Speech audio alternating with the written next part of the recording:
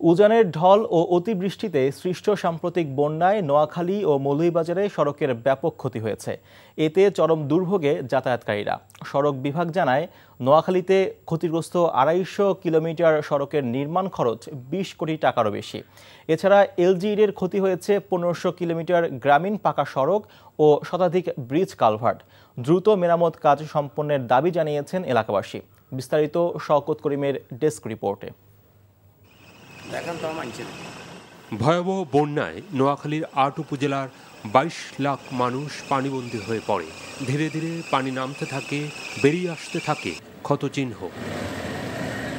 বন্যার কবলে পড়ে রাস্তাঘাটে এমন বেহাল দশা।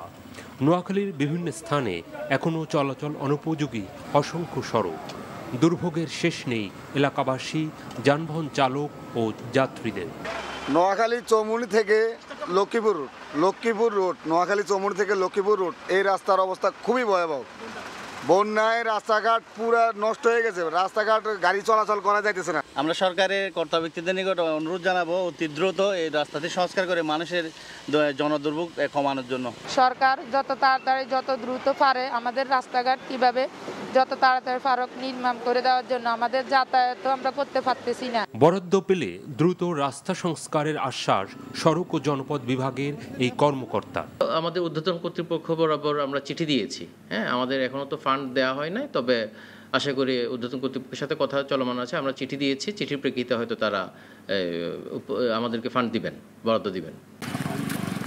মৌলভীবাজারেও আকস্মিক বন্যায় রাস্তাঘাটের ব্যাপক ক্ষতি হয়। শুধু এলজিইডির ৪৮২ কিলোমিটার সড়কেই ক্ষতি ৬০০ কোটি টাকার বেশি। মোবাইল ভ্যান গাড়ি লইয়া রাস্তা তো অনেক ভাঙ্গা, বন্যায় ভেঙে গেছে, বুঝছেন না। যানবাহন নিয়ে চলাফেরা খুব কষ্ট হইতেছে। মানে এটা এখনো ভাবতে পারি না। এখনো ভাবলে মানে মাথা তাইলে যেমন আর একটা কিলাখান হয়ে যায়। আমরা এত তাড়াতাড়ি মানে আক্রমণ করছে। শিগগিরই বিধ্বস্ত সড়ক মেরামত করা না গেলে শুধু চলাচলকারীদেরই দুর্ভোগ নয়, এলাকার অর্থনৈতিক বিকাশে এর বিরূপ প্রভাব পড়বে বলে মনে করেন ক্ষতিগ্রস্ত জনপদের মানুষেরা। শওকত করিম, এনটিভি নিউজ ডেস্ক।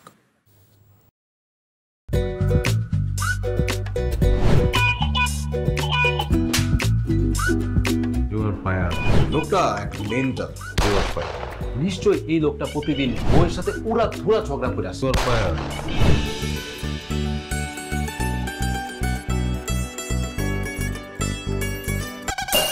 এটা কি? হ্যাঁ, এটা কি পেঁপের জুস নাকি ভাতের মার? করলা জুস আবার কেন? কালকে খেলাম। ডাক্তার তোমাকে 3 বেলা খেতে বলছে, আমি সেখানে 1 বেলা দিচ্ছি। 3 বেলা করে দিব?